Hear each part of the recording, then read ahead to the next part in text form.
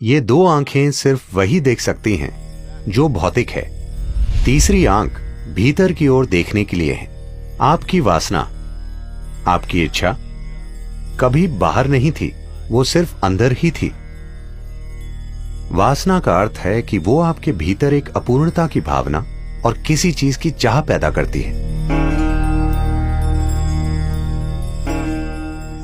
जब हम शिव कहते हैं, शिव शब्द तीसरी आंख का पर्याय बन गया है। तीसरी आंख, उसका यह मतलब है ये दो आंखें बाहर देखने के लिए हैं। ये दो आंखें आपको अस्तित्व की भौतिकता दिखा सकती हैं। ये दो आंखें सिर्फ वही देख सकती हैं जो भौतिक है। तीसरी आंख भीतर की ओर देखने के लिए है, वो आपके माथे पर नहीं खुलने वाली। तीसरी आंख भीतर देखने वाली आंख है। लेकिन आपने कहानियां सुनी हैं, शिव ने अपनी तीसरी आंख खोली और कामदेव को भस्म कर दिया। भारत में प्रेम और वासना के देवता कामदेव हैं। काम का अर्थ है वासना, जिसका आप सीधे सीधे सामना नहीं करना चाहते, इसलिए आप उसे प्रेम बना देते हैं, क्योंकि आपको उसमें कुछ सुंदरता चाहिए। तो वो एक पेड़ के पीछे छिपकर शिव के दिल पर तीर चलाते हैं। तीर उड़ने लगता है और शिव थोड़ा परेशान हो जाते हैं। फिर वो देखते हैं कि ये काम है, यानी उनकी अपनी वासना उभर रही है। फिर उन्होंने अपनी तीसरी आंख, उग्र आंख खोली और काम को जला दिया। वो पेड़ के पीछे छिपा हुआ था, मगर वो भस्म हो गया। फिर शिव ने जले हुए काम की राख को अपने ऊपर लगा लिया कि मैंने इस चीज को सदा के लिए खत्म कर दिया है। ये लोगों को सुनाई जाने वाली आम कहानी है, मगर आप मुझे बताइए, आपकी वासना आपके अंदर उठती है या पेड़ के पीछे? नहीं, आप पेड़ के पीछे जा सकते हैं, यह दूसरी बात है।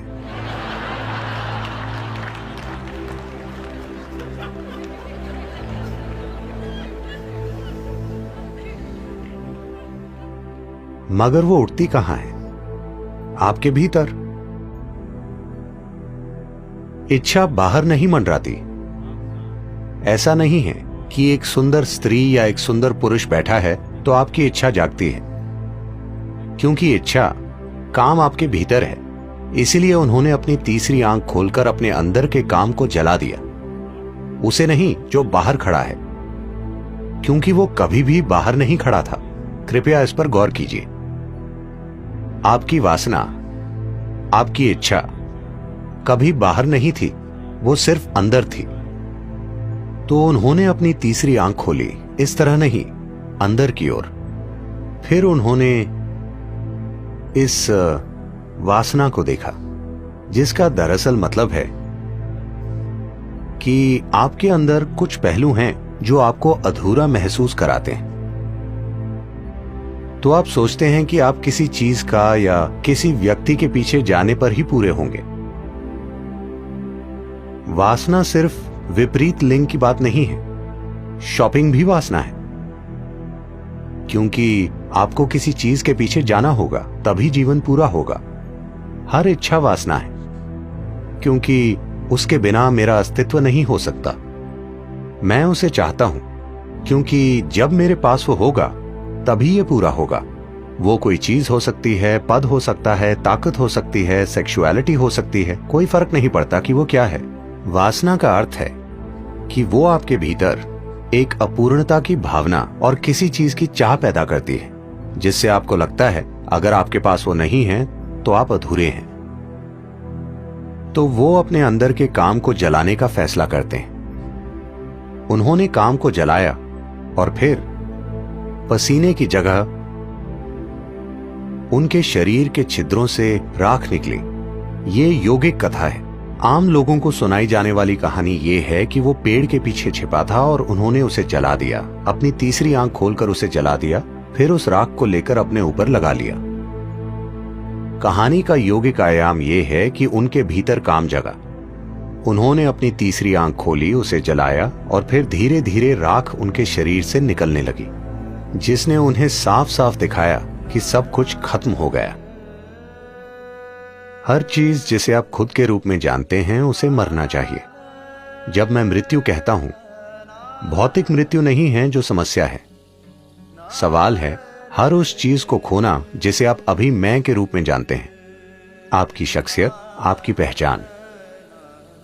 Once you learn to be an individual, एक बार आप शारीरिक और मानसिक ढांचे से परे एक व्यक्ति होना सीख लेते हैं, इसका अर्थ है कि आप मर चुके हैं।